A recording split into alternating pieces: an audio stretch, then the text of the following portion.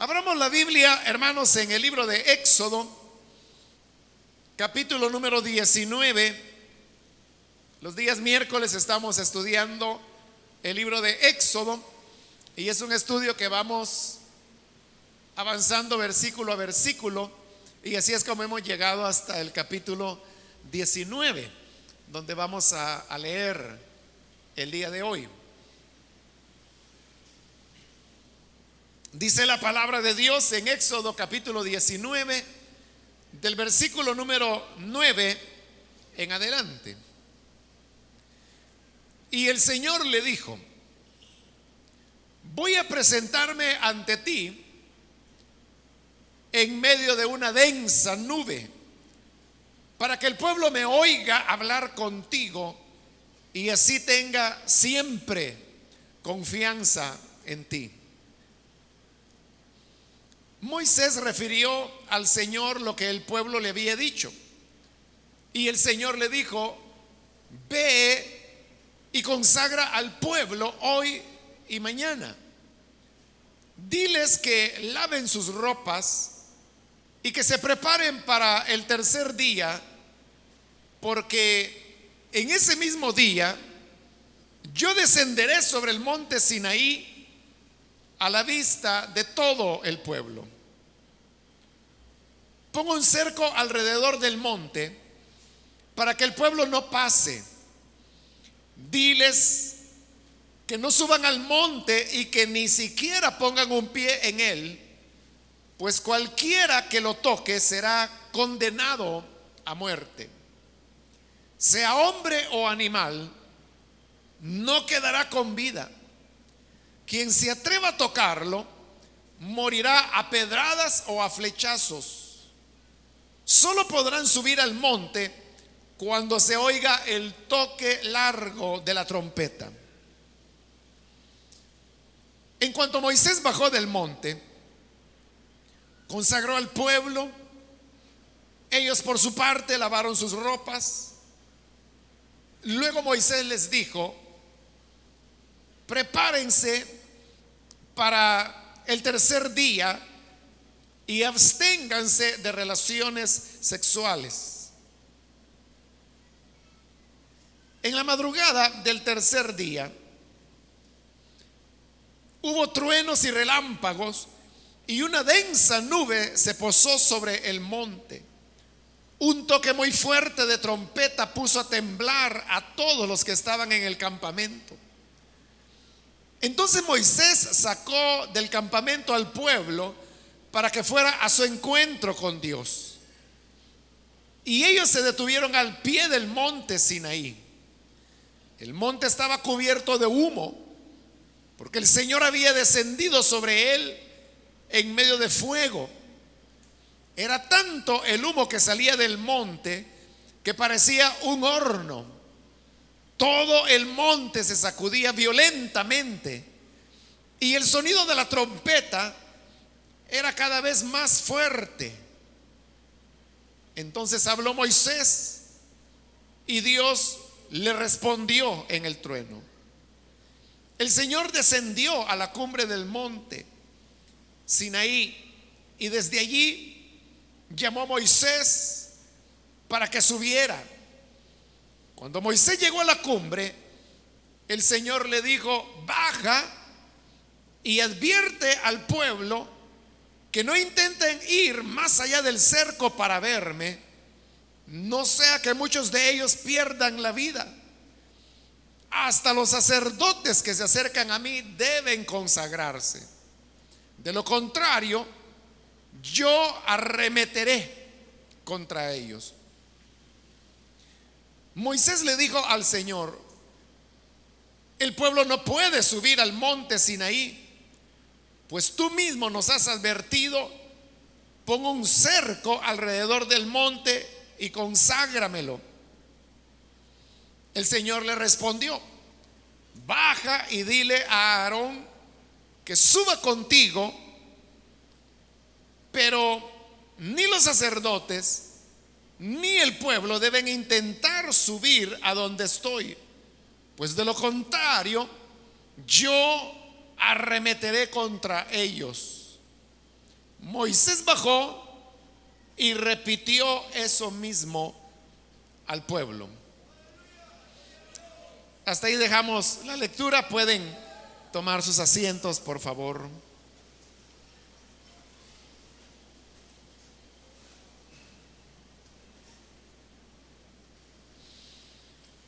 La lectura que hemos tenido continúa el relato de la llegada del pueblo de Israel al monte Sinaí, Horeb, como también se le llama, donde el Señor se dispone a entregarles la ley.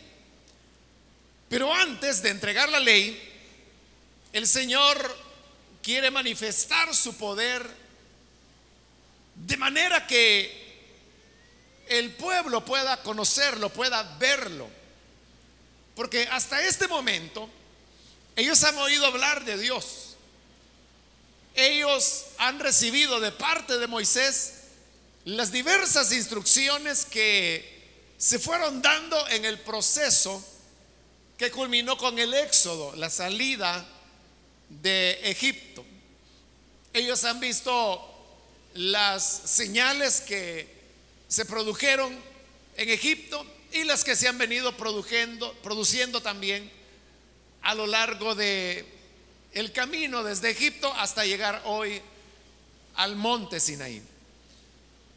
Pero en todo esto Dios no se ha manifestado. O sea, Dios ha estado detrás de las bambalinas, como se dice, actuando. Él ha sido el protagonista de la liberación. Pero el pueblo todavía no ha tenido oportunidad de encontrarse con Él. Es similar a lo que nosotros como cristianos vivimos, y es que creemos en Dios, oímos predicaciones acerca de Dios, vemos a Dios salvar, sanar, obrar,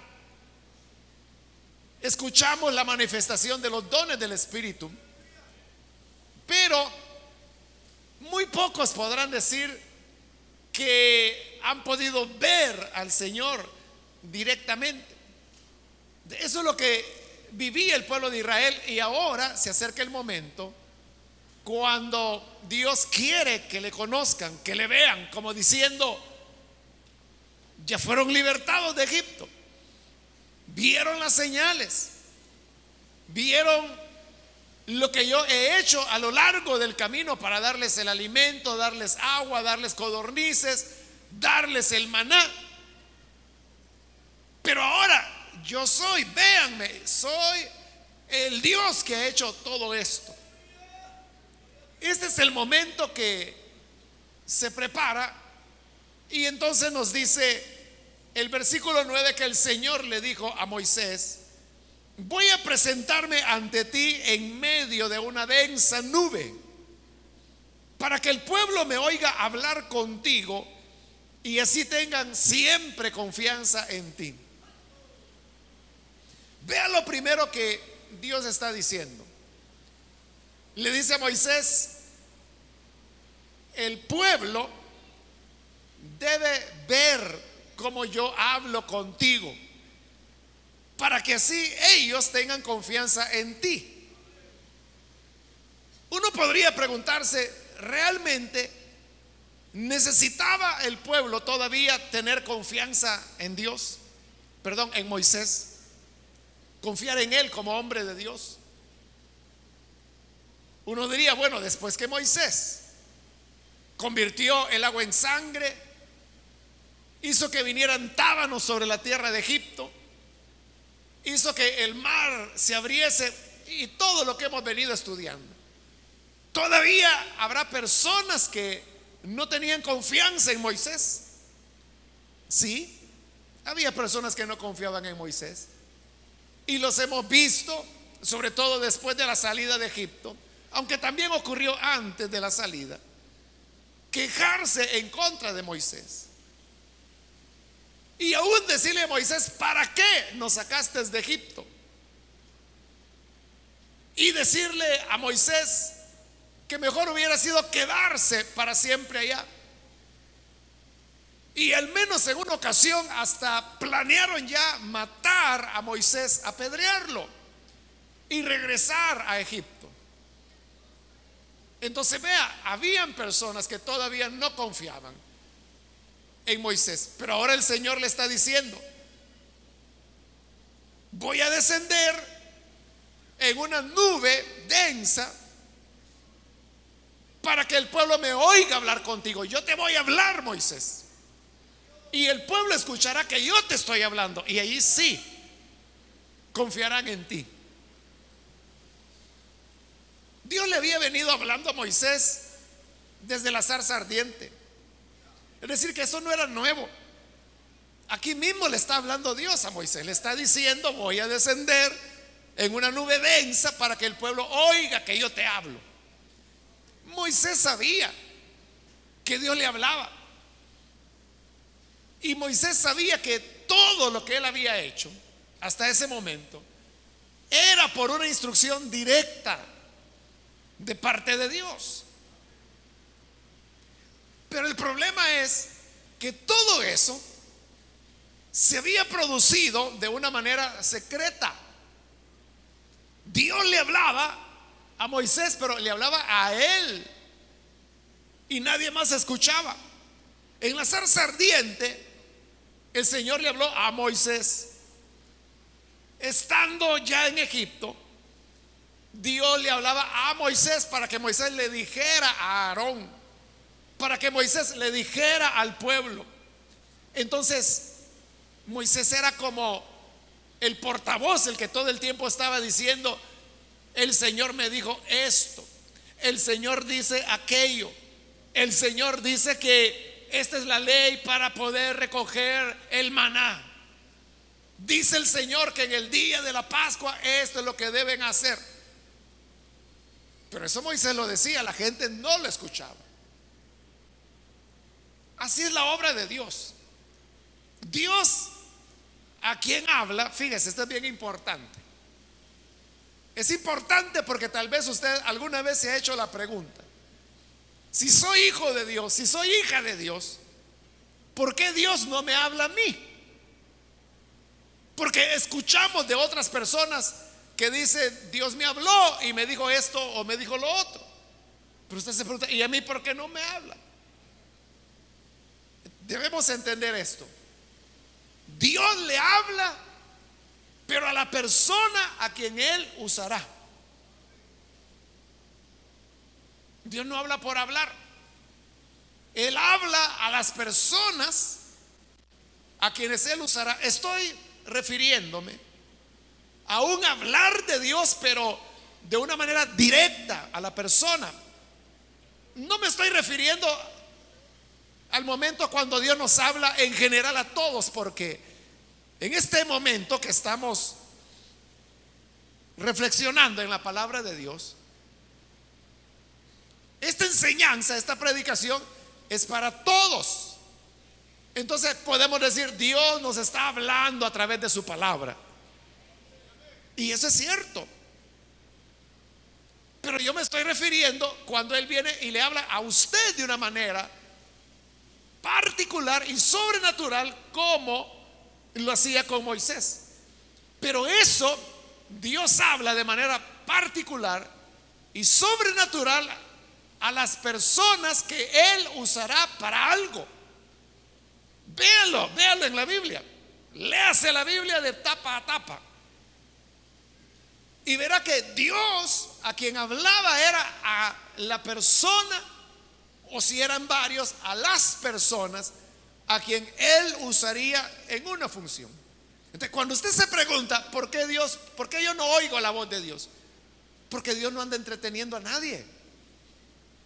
Dios no anda satisfaciendo curiosidades o deseos que nosotros podamos tener. El día que Dios le hable es porque hay una misión que usted tiene que cumplir. Entonces, le decía, Dios habla a la persona que Él usará, pero le habla a él o a ella. Pero ese es el problema, precisamente, que le habló a esa persona y solo esa persona sabe que Dios le ha hablado.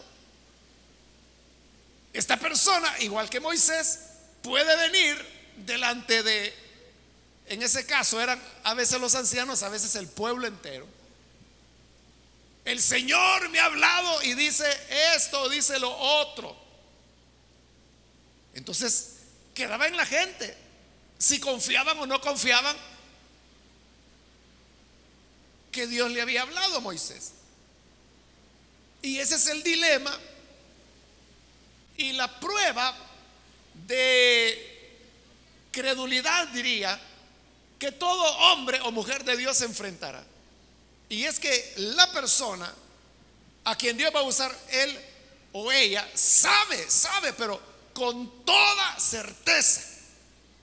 Porque cuando Dios habla, a uno no le queda ninguna duda que Él ha hablado. Cuando hay una persona que viene y me dice, hermano, ¿y yo cómo puedo saber si esta experiencia que tuve fue Dios hablándome o no? Ah, ¿usted duda? Sí, dudo. Entonces, no fue Dios. Es imposible que Dios le hable y usted esté dudando. Cuando Dios habla, si es que no es don Chepe que vive al lado de su casa el que le está hablando, no es su abuelito, no es su tío, como para que le quede la duda.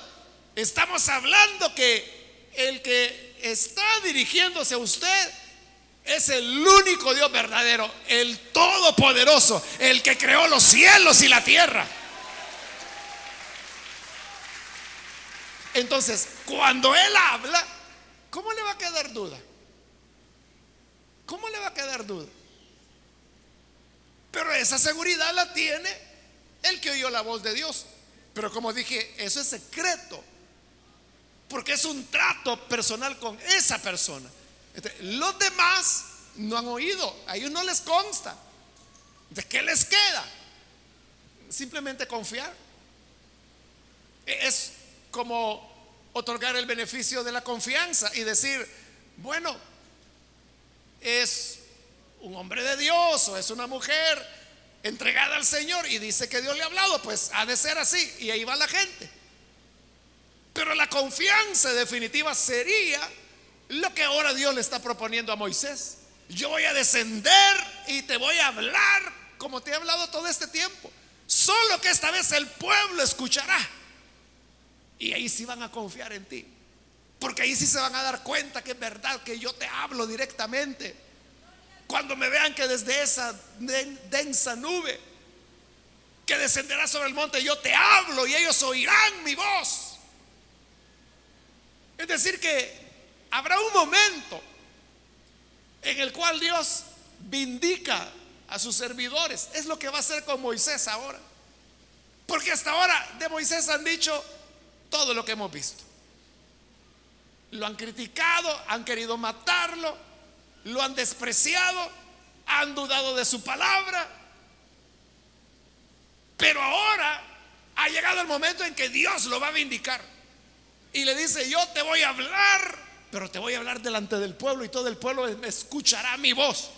Entonces, ahí sabrán que esto no fue emoción tuya, Moisés, no fue una idea tuya, no fue una cuestión de que tú estuvieras buscando popularidad, liderazgo, fama. No fue eso, sino que entenderán que lo que has hecho es porque yo te dije que lo hicieras. Es el momento de la vindicación de Moisés. Y como le digo, hay un momento, hay un día que Dios tiene preparado y es diferente para cada persona, en la cual Él vindicará a sus servidores.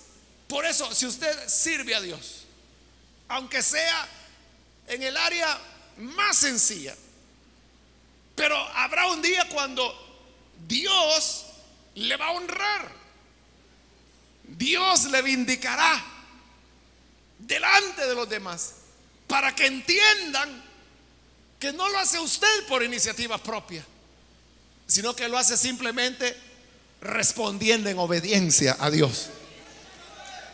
Así que sigamos con paciencia. Lo van a criticar, harán comentarios de usted, lo van a ver raro, van a crear sospechas alrededor de usted, pero usted siga sembrando, siga caminando, siga marchando, no haga caso de las palabras de los necios, y llegará el momento cuando el Señor lo vindicará, y entonces todos los que sean de limpio corazón comprenderán que era Dios quien le estaba hablando a usted, y que lo que hizo lo hizo para gloria de Él. Así que adelante, hermanos, sin desmayar. Luego en el versículo 10 dice que el Señor le dijo: ve y consagra al pueblo hoy y mañana, diles que laven su ropa. En dos ocasiones dice este pasaje que Moisés iba a consagrar al pueblo, pero no dice el pasaje en qué consistía esa consagración. No sabemos a qué se refiere, porque no lo dice la Biblia. Pero había otra instrucción, como otras que Dios dará, pero la instrucción era que debían lavar sus ropas, porque Dios iba a descender. Dios está anunciando que Él descenderá sobre el monte Sinaí, y preparándose para ir al encuentro con Dios, les pide que laven su ropa. Algo que a nosotros nos puede parecer extraño, pero lo que ocurre es esto: que en la antigüedad y aún en la época del Nuevo Testamento, la ropa se veía como una extensión de la persona. O dicho de otra manera, la ropa ellos lo consideraban como parte de la persona. Y fíjese que en cierta manera así también nosotros lo entendemos, porque nos vestimos como nos vestimos porque eso responde a lo que es nuestra personalidad. Cada uno de nosotros tenemos un carácter, una personalidad. Hay personas que son extrovertidas, que hablan hasta por las orejas, ¿no? Pero hay otras personas que son más tranquilas, que hablan solo si les preguntan. Pero esas características de personalidad se reflejan en la forma de vestir. Hay personas que les gustan los colores vivos, chillantes, y no tiene nada de malo, es simplemente acorde a su personalidad. Pero hay otras personas que prefieren tonos un poco más suaves, pero eso va acorde a su personalidad. Igual un joven tiene una manera particular de vestirse porque es joven.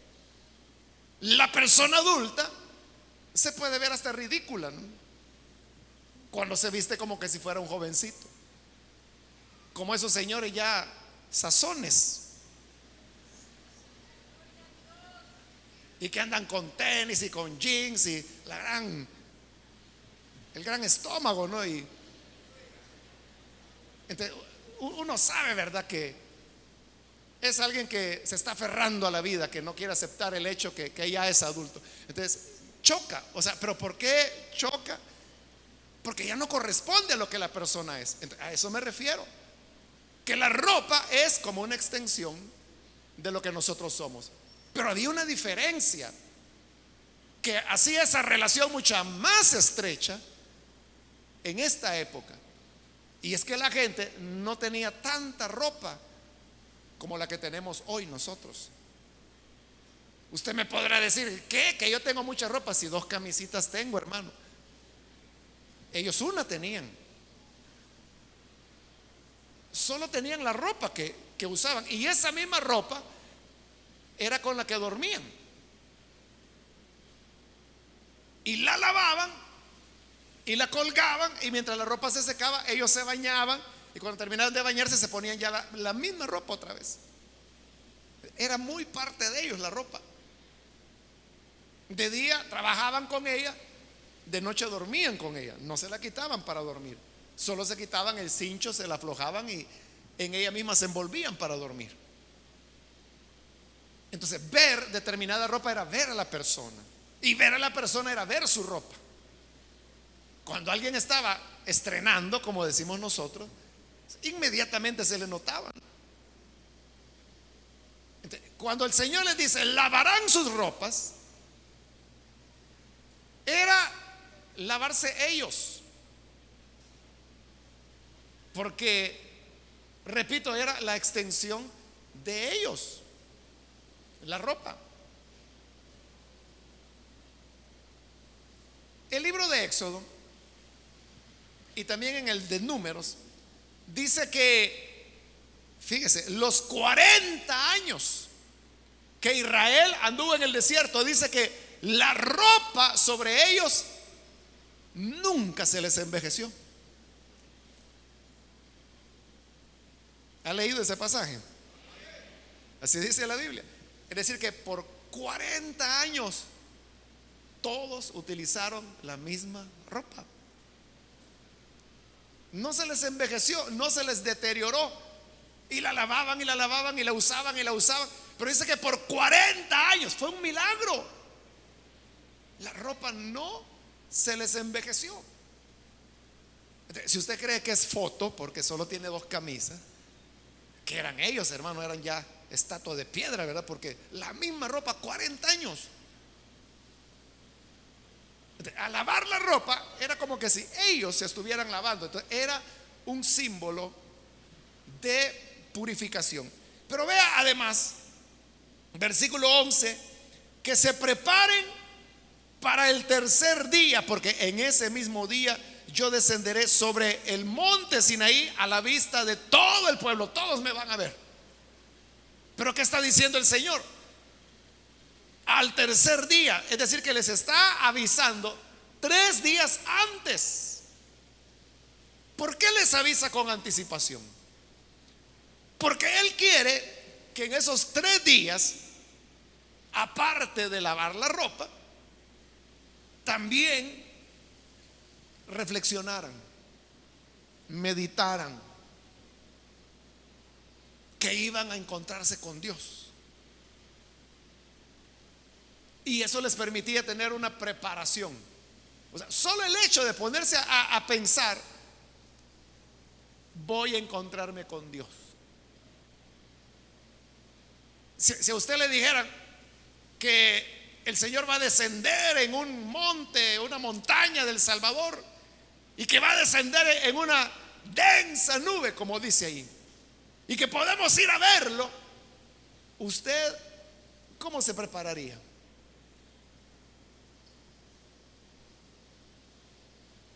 Eso nos llevaría a hacer ciertas reflexiones, ¿verdad?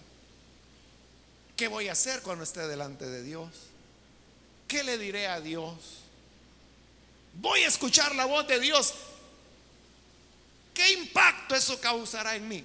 Todas esas preguntas era una preparación, una reflexión, una meditación para el momento de encontrarse con Dios. Eso deberíamos hacerlo siempre.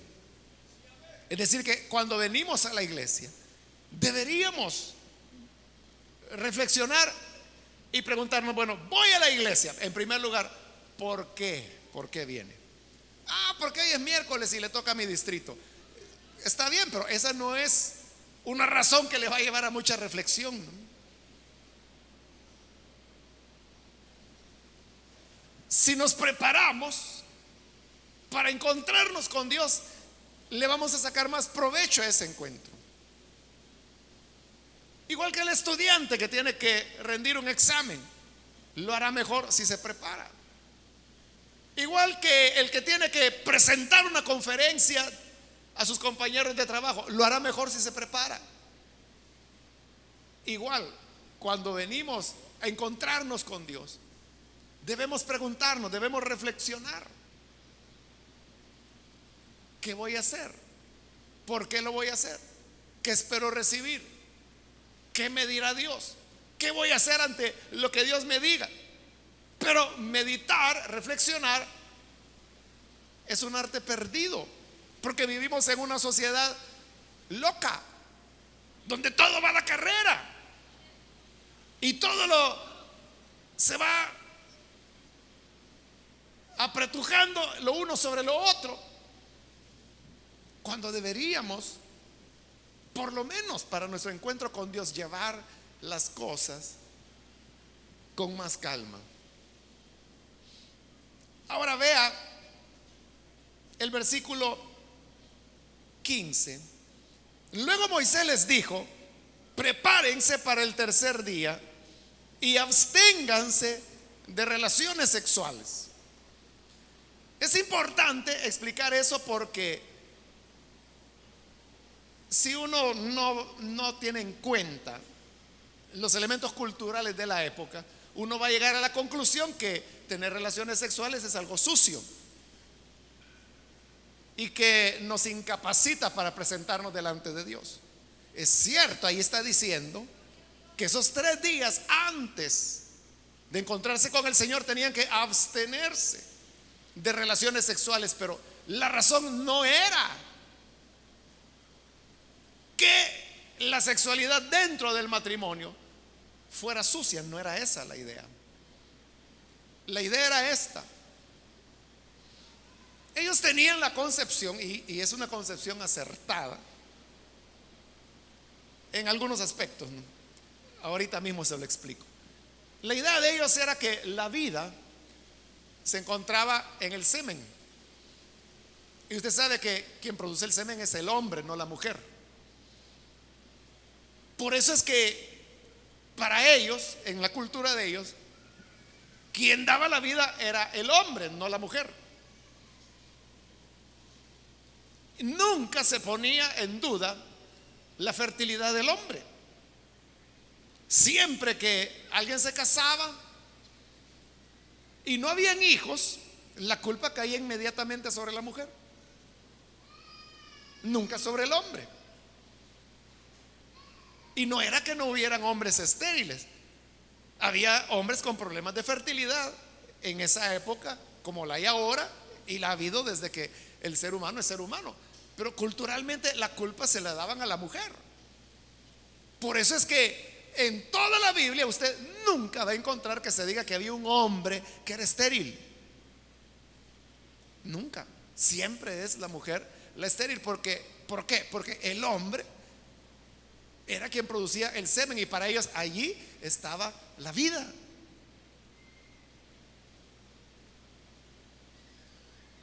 Y esa es la razón por la cual más adelante, cuando una pareja tenía relaciones sexuales, había una emisión de semen. Y esa emisión hacía que ambos fueran ceremonialmente impuros. O sea, no porque fuera pecado, sino que porque el elemento de la vida, el semen, había sido derramado, aunque este hubiera terminado colocado al interior de la vagina de la mujer, pero así lo consideraban, que a ambos eran inmundos, no por haber tenido una relación sexual, sino que por haber entrado en contacto con la vida, que era el semen. Entonces, ¿qué es lo que sucede ahora? Que van a encontrarse con Dios, y Dios es el dador de toda vida.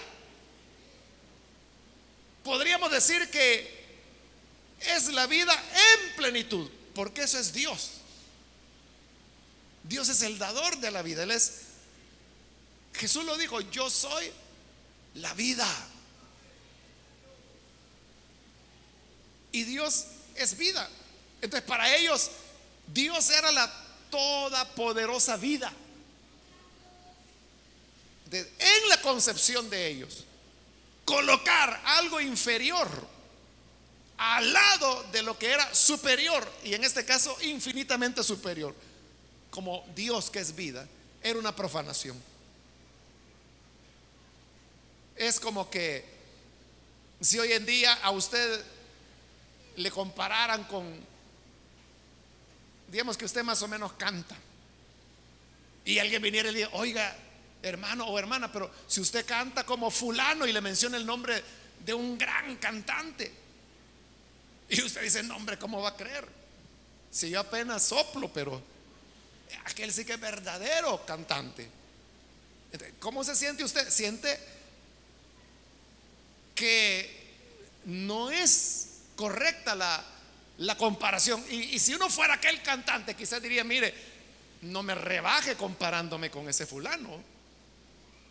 Esa más o menos era la idea, que al colocar algo inferior con su superior era una especie de ofensa.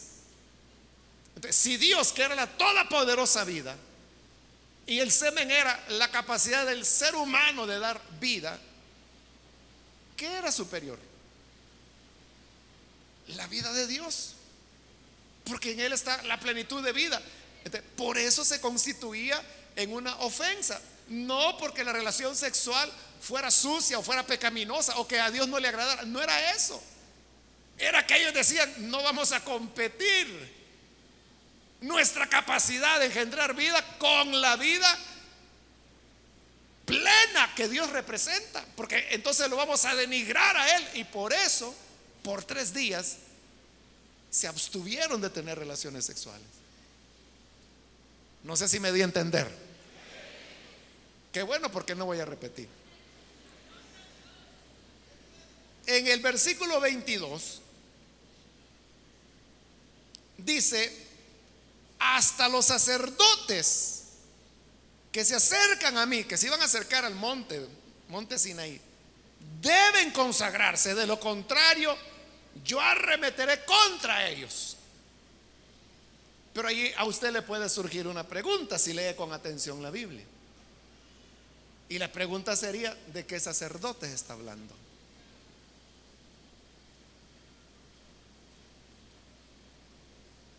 No había sacerdotes. Los sacerdotes van a aparecer hasta en el capítulo 29. Entonces, ¿por qué ahí el Señor está diciendo: hasta los sacerdotes que se acerquen a mí deberán consagrarse? Y en el 24 lo vuelve a repetir y dice: baja y dile a Aarón que suba contigo. Pero ni los sacerdotes, otra vez sacerdotes, ni el pueblo deben intentar subir a donde estoy, pues de lo contrario yo arremeteré contra ellos. Entonces, ¿por qué habla de sacerdotes cuando eso es algo que ellos lo desconocen? Como le digo, hasta el capítulo 29 Dios va a establecer el sacerdocio. ¿Por qué se mencionan sacerdotes ahí? Eso es lo que se llama un anacronismo, que significa que quienes colocaron ahí la expresión sacerdotes estaban escribiendo en una época posterior. Y ya le he hablado sobre las 4 fuentes fundamentales que se unen en el libro de Éxodo y que son fuentes post-exílicas. Es decir, estas redacciones se hicieron de las fuentes, se hicieron después de la deportación a Babilonia. Y ya la unión de las fuentes para dar lo que hoy conocemos como el libro de Éxodo fue todavía posterior. Entonces, como en esa época ya hacía siglos que habían sacerdotes, pusieron ellos la palabra sacerdote sin darse cuenta que estaban cometiendo un anacronismo, porque en la línea del tiempo todavía no había sacerdotes. Pero entonces debemos preguntarnos: ¿por qué meten a los sacerdotes cuando no lo sabían? O sea, tiene que existir una razón teológica detrás de eso. Pero para responder a la pregunta también, creo que usted debió haberse dado cuenta cuando leímos el pasaje de ahora, que es un pasaje muy repetitivo y que está repitiendo lo mismo, las mismas instrucciones. Y si a usted le interesa la Biblia, cuando llegue a su casa, vuelva a leer los mismos versículos que hemos leído ahora y se va a dar cuenta que si uno sigue el relato así como está allí, significa que Dios descendió 2 veces. Y resulta que Moisés tuvo que subir como 4 veces. Es más, usted se va a encontrar que dice que Dios le dijo a Moisés: sube. Y Moisés subió. Y cuando ya estaba arriba le dice: baja. Y Moisés baja. Pero ¿y eso qué sentido tiene? Que Dios le diga: sube. Y allá va el viejito para arriba. Y cuando está arriba, baja. Y allá el viejito para abajo. No tiene sentido, ¿verdad? Pero ¿por qué ocurre eso? Porque lo que se está haciendo es que, bueno, lo que hacían los redactores finales del libro de Éxodo es que las 4 fuentes, ellos tomaban lo mejor o lo que consideraban más importante y lo iban colocando. Pero aquí colocaron todo. No hubo selección. Simplemente pusieron relato tras relato tras relato tras relato. Hay adiciones que uno puede notar con toda facilidad. Hay interpolaciones. No me voy a meter ahí porque es un poco largo. Hay que ir detalle a detalle y a algunos de ustedes les aburre. Pero la cuestión es que eso nos lleva otra vez a la misma pregunta. O sea, la misma pregunta de que ¿por qué meten a los sacerdotes? ¿Por qué ellos están repitiendo y repitiendo y repitiendo? Se va a dar cuenta que Moisés, según eso, según esos relatos, y si son lineales, Moisés subió como 6 veces por lo menos al monte. Y como le digo, en una de esas solo subió para que Dios le dijera, baja.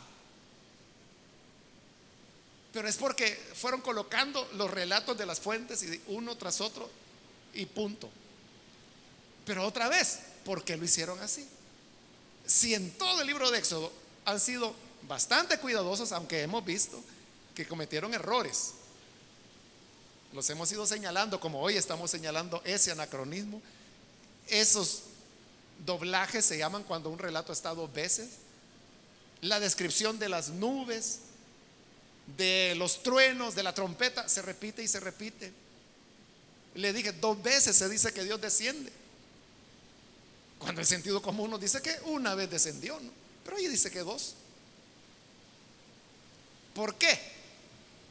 ¿Por qué lo dejaron así? Porque lo que querían los redactores era realzar la verdad del pasaje, y es esta: que Dios es santo. Eso es todo. Ellos querían dejar tan marcado la santidad de Dios que dijeron ellos, mejor que se repita que el trueno, y que había trueno, y que había trueno, y que había nube densa, y que había nube densa, y que había nube densa, y que Dios bajó, y que Dios bajó, y que Dios le dijo a Moisés, sube, y que le dijo baja, y que le dijo sube, y le dijo baja, y que le dijo sube, y que le dijo baja.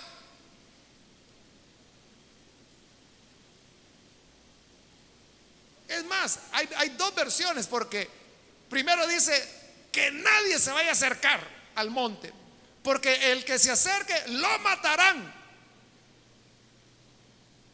Dice que lo matarían a flechazos o a pedradas, dijo. Eso dice en el versículo 13. Pero en el 24 dice, si se acercan, yo arremeteré contra ellos. ¿De quién los va a matar? ¿Los va a matar Dios o los va a matar las pedradas y los flechazos que obviamente la gente tiraría? Te veas, son 2 versiones, pero las 2 que enseñan la santidad de Dios. Nadie puede acercarse a Él porque Él es santo, y el que se atreva a acercarse y tocarlo, no importa si Dios se arremete contra él, o si son las pedradas, o si son los flechazos, el punto es que no se podía hacer. Y esa es la misma razón por la cual dejaron 2 veces la mención de los sacerdotes en una época que no había sacerdotes, porque lo que quieren decir es, hasta los sacerdotes tienen que santificarse para acercarse a Dios. En la época post-exílica, usted sabe que el sacerdocio estaba corrompido, y por lo tanto ponerlo aquí era como una demanda, que querían sacerdotes santos, porque Dios había dicho, hasta los sacerdotes los voy a malmatar si no se consagran. Esa es la razón teológica, y esa es la enseñanza del pasaje, hermanos, que Dios es santo. No podemos jugar con Él. La santidad de Dios es uno de sus atributos inherentes. Dios es santo porque esa es su naturaleza. Pero precisamente de este pasaje y de ese temor es que habla la carta de a los hebreos. Cuando dice que bajo la ley los hombres tenían miedo, porque el pueblo va a tener miedo, no quieren acercarse a Dios. Desciende la gloria de Dios, aquello está que tiembla, hay fuego, hay humo, dice, como un horno, hay rayos, truenos, un sonido como de trompeta, que era la señal que Dios le había dicho: cuando oigan la trompeta, suben al monte. ¿Y qué cree usted? Que la gente quería salir de la casa. Y Moisés tuvo que ir y decirle: vaya, no sean malcriados, ya vino el Señor, salgan a encontrarse con Él. Y salieron, pero dice que no quisieron acercarse al monte porque tenían miedo. Y luego le van a decir, van a oír los 10 mandamientos que vienen en el siguiente capítulo. Pero al oír la voz de Dios, ellos le dicen a Moisés: no soportamos oír la voz de Dios. Mejor, Moisés, que sea como siempre ha sido, que Dios te hable a ti y tú nos das la razón a nosotros. Y así quedan en ese acuerdo. Y Dios ya no habla más, y Moisés tiene que subir al monte, y Dios le va a entregar la ley, y luego Moisés baja y se las entrega al pueblo. Tenían miedo de ver la santidad de Dios. Entonces dice Hebreos que aquí ellos tuvieron miedo de acercarse al monte que estaba en llamas y cubierto por la nube densa. Pero nosotros, ahora, a través del Evangelio de Cristo, nos acercamos confiadamente al trono de la gracia, seguros que íbamos a encontrar el oportuno socorro. Nos hemos acercado, dice, a los espíritus perfeccionados, a la verdadera gloria de Dios, no a un monte, sino que al verdadero Dios. Porque el Evangelio es eso, es apertura. Por eso es que las iglesias cristianas no son ceremoniales. Ceremonial sería que nosotros guardáramos todas esas cosas y que siguiéramos toda una liturgia, porque Dios es santo y hay que venir vestido de blanco y hay que quitarse los zapatos, hermano, porque este es un lugar santo, y no le vaya a dar la espalda a la plataforma, sino que si va a salir, salga caminando así para atrás. Y las gradas, hermano, ahí vea cómo hace usted, pero salga caminando de espalda. Eso sería ser ceremonial. Pero ¿por qué no lo hacemos así? Porque no estamos bajo la ley. No nos hemos acercado a un monte que nos da miedo. Nos hemos acercado a un Dios que es nuestro Padre y que es misericordia.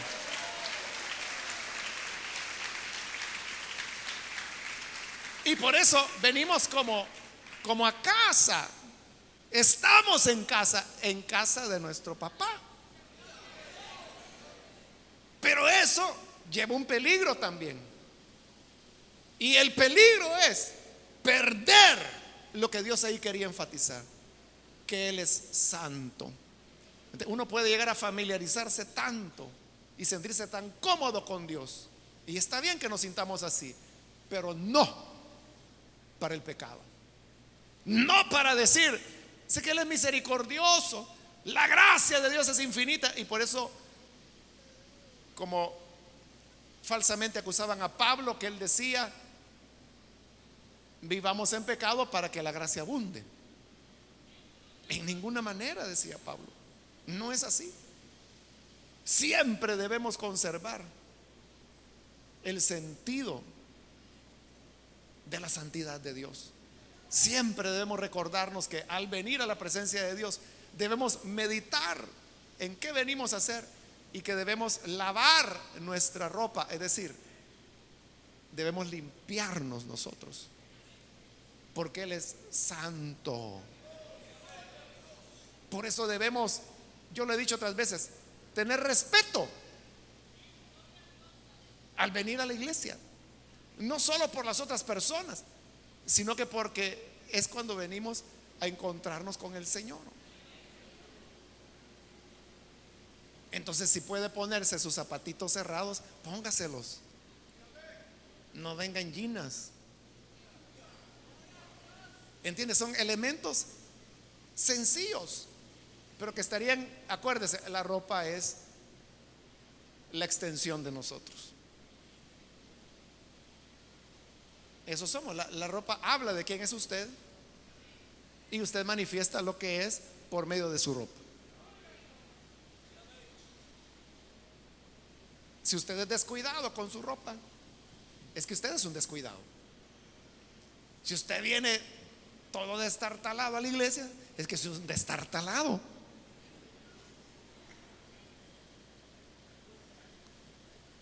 Pero si venimos con nuestra ropa limpia, significa que también somos limpios, porque es una extensión nuestra, ¿no?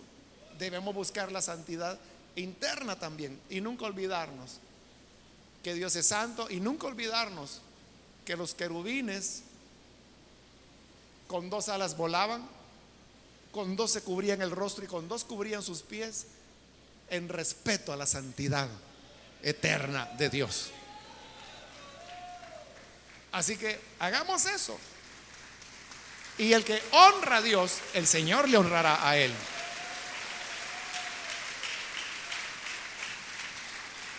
Vamos a orar, vamos a cerrar nuestros ojos.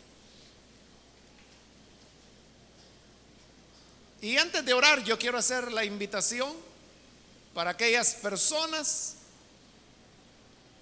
amigos, amigas que todavía no han recibido al Señor como su Salvador.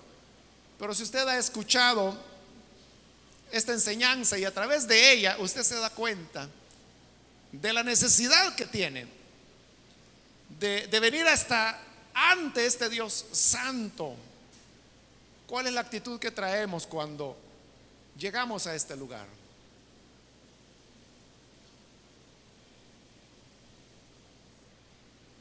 Dios tiene un plan para cada uno de nosotros, y hoy es el día, el momento para descubrir ese plan. Por eso yo quiero invitar, si hay alguna persona que es primera vez que necesita recibir al Señor Jesús como su Salvador, yo le voy a invitar para que en el lugar donde está usted pueda ponerse en pie en señal que desea recibir al Hijo de Dios, y vamos a orar por usted. Cualquier persona, cualquier amigo o amiga que es primera vez que necesita creer en este Dios que es santo y que por lo tanto debemos con respeto acercarnos a Él. Y no hay mejor respeto que hacerlo cubiertos con la sangre del Hijo de Dios. Y eso es lo que ahora Jesús nos ofrece: lavarnos, limpiarnos a través de su sangre preciosa. Si hay alguna persona, puede ponerse en pie, por favor, para que oremos por usted. Con toda confianza, póngase en pie. Queremos orar, presentar su vida ante el Señor para que la gracia del Señor le cubra. ¿Hay algún amigo, amiga? Venga. Quiero invitar también, si hay algún hermano o hermana que se ha alejado del Señor, pero hoy necesita reconciliarse, también este es el momento para hacerlo. Si necesita reconciliarse, póngase en pie y vamos a orar por usted. Muy bien, aquí hay una persona, Dios la bendiga. ¿Alguien más que necesita pasar? ¿Puede ponerse en pie? Le voy a pedir que lo haga pronto porque voy a finalizar. Pero si hay alguien más que necesita venir al Señor por primera vez o reconciliarse, puede ponerse en pie. Venga, vamos a orar. Muy bien, aquí hay otra persona, Dios lo bendiga. Bienvenido. Alguien más que necesita pasar, puede ponerse en pie. Muy bien, aquí hay otra persona, Dios lo bendiga. Bienvenido. Alguien más, acérquese. Es su momento para que oremos por usted. Voy a finalizar, hago la última invitación. Pero si hay alguien más que necesita venir al Señor o reconciliarse con Él, póngase en pie y oraremos por usted.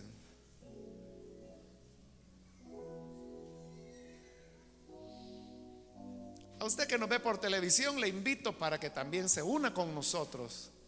Reciba a este Dios que es santo y dador de vida. Ore con nosotros.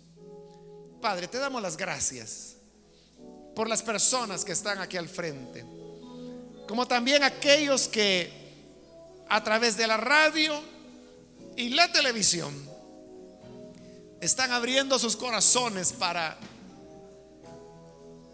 creer en ti, Señor, que eres el Dios dador de vida, el que nos liberta, el que hace temblar los cielos y la tierra, pero que con gran amor y misericordia nos recibes en tu gracia. Ayúdanos para que nuestra vida pueda ser una continua entrega a ti, Señor. Bendice, Señor, a tu iglesia. Ayuda a cada uno de tus hijos para que podamos vivir siendo un olor grato ante tu presencia. Guárdanos, guíanos.